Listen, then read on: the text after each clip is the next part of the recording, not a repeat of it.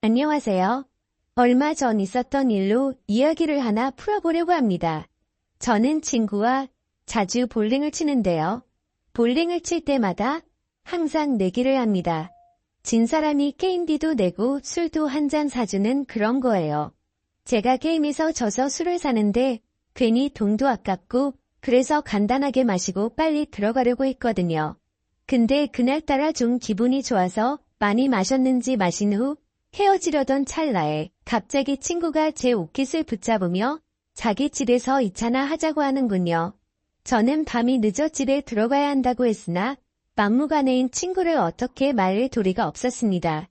그래서 아내의 허락을 받은 후 친구의 집으로 갔어요. 1차는 저에게 얻어먹으더니 2차는 집에서 자기가 대접하겠다더군요. 물론 집으로 가는 택시비도 자기가 대주겠답니다. 이 친구는 술만 마시면 이렇게 죽자고 마십니다. 중간에 좀 끊을 줄도 알아야 하는데 그런 걸 모르는 것 같아요. 그래서 많이 마시면 항상 울고 어디에 전화하고 진상도 이런 진상이 없습니다. 그렇게 불편하게 친구네 집으로 향하게 됐는데 아니나 다를까 친구 집에 도착하니 친구 아내가 억지로 웃으며 우리를 반겨주더군요.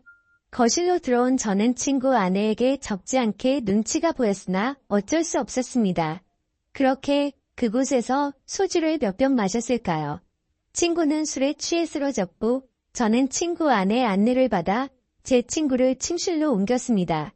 그래도 다행히 오늘은 별 진상을 안 부리고 이렇게 곱게 자는 걸 보니 괜히 고마운 마음도 들었습니다. 저는 친구 아내에게 패를 끼쳐 미안하다고 했지요.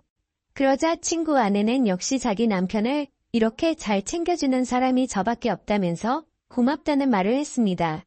저를 믿으니까 한 번씩 이렇게 노는 것도 충분히 이해할 수 있다고 하더군요. 저는 친구도 술에 취해 들어 눕게 된 마당에 더는 이곳에 있을 필요가 없어 이곳을 후다닥 나가려는데 마침 친구 아내가 바둑 프로를 시청하고 있는 게 보였습니다. 아까부터 시청하고 있었는데 이제야 제 눈에 들어왔던 것이었죠. 저는 호기심 가득한 표정으로 친구 아내에게 바둑을 좋아하냐고 물었습니다. 그러자 그녀는 어릴 때부터 조금씩 바둑을 했었다고 보는 것도 좋아하고 직접 두는 것도 좋아한다고 하더군요. 그래서 어느 정도 두냐고 물어보니 어디 가서 질 정도는 아니라는 말을 하는 거예요. 동네 어르신들과도 종종 뒀는데 비슷한 실력이라고 하는 겁니다. 저도 바둑을 좋아해서 그 말을 들으니 대충 가늠이 되더군요. 그녀가 엄청난 실력자라는 것을요. 한 번은 제가 어릴 때 한참 바둑 기사가 되겠다며 학원을 다니다가 자신감이 차올라서 탑볼 공원 쪽 어르신들에게 도전을 해본 적이 있습니다. 지금 생각해보면 참 아찔한 도전인데 당시에는 이 정도는 해도 될 줄 알았어요. 근데 그 공원의 시간이 남아 돌아서 서성이는 것 같은 그 어르신들의 사실은 엄청난 바둑 실력자들이더라고요. 그 뒤로 부끄러워서 어디 가서 바둑 둔다는 말을 잘 안 하는데 그녀의 말은 정말이지 저를 궁금하게 만들었습니다. 그리고 보통 나이 들어서도 바둑을 하는 사람은 대부분 남자입니다. 여자 바둑 기사가 참 없기도 하고 일반인 중에서는 더더욱 없더라고요. 그래서 호기심이 많이 생겨서 다음에 기회 되면 바둑 한번 두자고 말을 했는데 그녀는 갑자기 지금 한번 하는 게 어떠냐는 제안을 하더라고요. 저는 이 늦은 밤에 민폐라고 생각해서 여기를 1초라도 빨리 나가려고 했던 찰나인데 지금 바둑을 두자는 친구 아내의 제안을 얼떨결에 받아들이게 되고 그렇게 게임을 시작하게 됐습니다. 저와 친구 아내는 바둑판을 서로 마주보고 앉아 첫 돌을 바둑판에 찍었습니다. 바둑판 맞은편에 앉아있는 그녀는 그다지 눈빛이 매섭지 않았습니다. 흡사 바둑 경험이 6개월 정도 되어 보이는 그런 초보자처럼 보였습니다.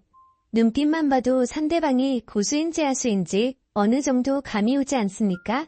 하지만 제가 봤을 때 그녀는 하수의 눈빛을 가지고 있었어요. 그래서 저는 괜히 그녀를 도발한다고 내기 바둑을 두자고 했습니다. 그러자 그녀는 한쾌히 내기 바둑을 승낙했고 아무래도 친구의 아내이다 보니까 돈 내기를 하는 것은 좀 예의가 아닌 것 같아서 그냥 가볍게 소원 들어주기를 했습니다.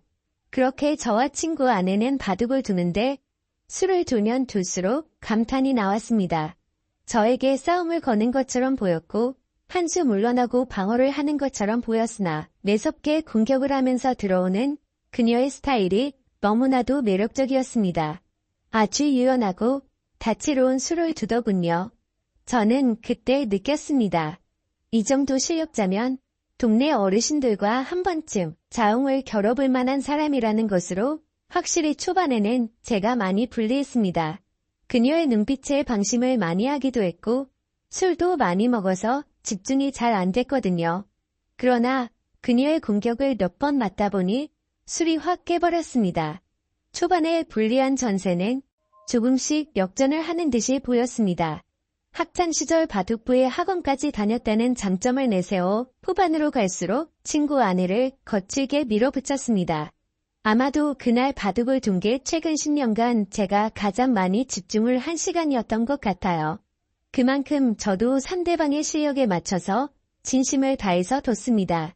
위 지역은 확실히 제가 불리했으나 아래 지역을 다 먹게 되면서 제가 이기는 방향으로 게임이 흘러갔지요. 그랬더니 친구 아내의 미간이 찌푸려지며 마지막으로 두려던 제 돌 하나를 떼앗아서 자기 골짜기 사이에 넣더니 바둑판 위에 올릴 수 있으면 올려보라며 못한다면 자기가 이긴 거라며 막무가내로 때를 쓰더군요. 하는 짓이 어찌나 귀엽던지 제 투박한 손은 아무렇지 않게 깊숙한 골짜기에 빠진 바둑돌을 집어들었으나 그녀의 소원이 뭔지 궁금했던 저는 깔끔하게 패배를 인정했습니다. 돌을 던져버린 채 손을 떼며 도저히 못 찾겠다면서 제가 졌으니 소원을 말해보라고 했습니다. 그녀는 민망하다며 얼굴을 붉히다가 제 얼굴을 보지도 못하더니 자꾸만 자신을 뚫어지게 쳐다보는 제 눈빛에 수줍어하는 표정으로 이렇게 말하더군요. 그녀의 소원은 좀 뜬금없었습니다. 갑자기 제가 시간이 되면 술이나 한 잔 사달라는 거였습니다. 저에게 호감을 표하는 게 아닌가 싶어서 기대하는 마음으로 다음날 친구 아내를 만나 술을 마셨습니다. 친구 아내는 오늘 만남은 남편에게 비밀이라고 하더군요. 저는 알겠다고 했어요. 그렇게 우리 둘은 술을 마시며 바둑 이야기를 많이 나눴습니다. 그녀도 바둑에 애정이 많았는지 재미있는 이야기를 많이 하더라고요. 적당히 술을 마신 후 곧장 숙박업소로 갔습니다. 누가 먼저 말하지 않았는데도 자연스럽게 발길을 닿았습니다. 어쩌면 솔직히 술은 핑계였고 우리 둘은 첫 만남부터 서로를 원한 게 아닌가 모르겠습니다. 바둑을 두면서 그 마음에 확신이 섰겠죠. 어쩌면 그 마음이 맞을 겁니다. 그렇게 친구 아내와 사고를 치고는 저는 집에 왔습니다. 정말 재밌고 짜릿한 순간이었습니다. 그렇게 며칠이 지난 후에 자꾸만 친구 아내가 생각나더군요. 이럴 줄 알았다면 그때 친구 아내 연락처라도 알아둘 걸 그랬다며 혼자 아쉬워하고 있었습니다.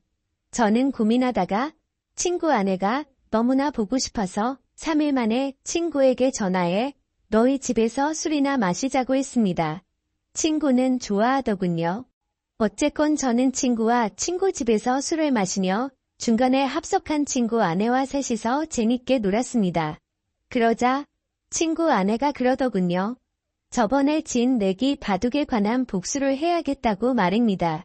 그렇게 저와 그녀의 두 번째 대국이 시작됐고 저와 친구 아내는 친구가 보는 앞에서 진지하게 바둑을 두었습니다. 친구는 바둑에 취미가 없던지 긴 하품을 내뱉다가 자야겠다며 안방으로 들어가더군요. 바둑은 아무래도 한 게임이 시간이 좀 길다 보니 친구가 지루해하는 것도 충분히 이해는 갑니다. 그러나 지금 이 자리에서 대국을 물을 순 없죠. 끝까지 싸워야 했습니다. 저와 친구 아내는 아랑곳하지 않고 바둑판만 집중했습니다. 그런데 그 짧은 기간 동안 얼마나 연습했던지 그것도 아니면 질 수 없는 전략이라도 짜고 나왔던지 친구 아내가 너무나 잘 두더군요. 저는 손에 들고 있던 마지막 돌 하나를 제 앞 주머니에 넣으며 이걸 빼서 바둑판 위에 저를 대신해 둘 수 있으면 진짜 인정하겠다고 했지요. 그러자 친구 아내는 거리낌 없이 이를 실행했고 저는 아쉽게 패배했습니다. 깔끔한 저의 완패였습니다. 도저히 방법이 떠오르지 않더군요. 그녀는 어린 아이처럼 바둑을 두었습니다. 쉽게 꺾이지 않고 그렇다고 욕심을 내지 않으며 아주 순수한 마음으로 바둑을 두는 게 느껴졌습니다. 잡생각이 많은 어른들은 놓을 수 없는 그런 수를 놓으며 저를 이겨버린 거예요. 저는 소원이 있으면 말해보라고 했지요. 이번에도 내기 바둑이었거든요. 그러자 친구 아내가 갑자기 제게 다가오는데 저는 친구 아내를 밀치며 친구가 안방에서 자고 있으니 이러지 말자고 했습니다. 지금은 불안하다면서요. 그러자 친구 아내는 지금이 아니면 안 된다고 못을 박더군요. 어쨌건 저는 마지못해 선을 또 넘고 말았습니다. 나중에 알게 된 사실이지만 친구 아내에게 듣자니 친구가 2년 전에 바람을 피웠고 이를 자기에게 들켜 용서를 구한 채 지금은 성실히 살고 있다더군요. 그래서인지 몰라도 남편과는 자꾸만 마음의 거리감이 생겨 피하게 된답니다. 하지만 그녀도 여자이다 보니 이렇게라도 해소를 해야겠다고 하더군요. 제가 마음에 들어서 그런 거라고 말을 하는 걸 보니 저를 어떻게 한번 해보려고 이렇게 바둑을 열심히 두는 거였구나 생각했습니다. 마음이 씁쓸해지더군요. 아무렴 어떻습니까? 저도 솔직히 좋다고 생각했으니 좋다고 생각해야겠지요. 어쩐지 친구와 같이 있어도 뭔가 서먹하다고 했는데 역시나 이유가 있었습니다. 그 후로 저는 친구 모르게 친구 아내와 깊은 만남을 이어갔고 그렇게 1년을 만나다 그녀가 헤어지자고 하더군요. 이제는 마음 잡고 가정을 위해 성실하게 사는 남편 뒤통수를 못 치겠다더군요. 그게 이유였습니다. 저는 아직은 그럴 수 없다며 계속 만나자고 했습니다. 친구 아내와 만나며 여러 내기를 할 수가 있어 삶이 즐거웠습니다. 이런 것을 한순간에 내려놓기가 힘들더군요. 우리가 중년이 넘어서면 딱히 인생에 어떠한 즐거움을 찾기가 힘들잖아요. 다른 걸 떠나서 이렇게 즐겁게 바둑을 둘 수 있는 친구가 있다는 게 참 좋았는데 아쉽잖아요. 어쨌건 저는 헤어지자던 친구 아내를 겨우 설득해 계속 만나는 중인데 언제까지 이런 만남이 유지될지 모르겠습니다. 이제 헤어지기엔 이미 저는 친구 아내에게 너무나 깊게 빠져버렸거든요. 오늘의 사연은 여기까지였습니다. 감사합니다.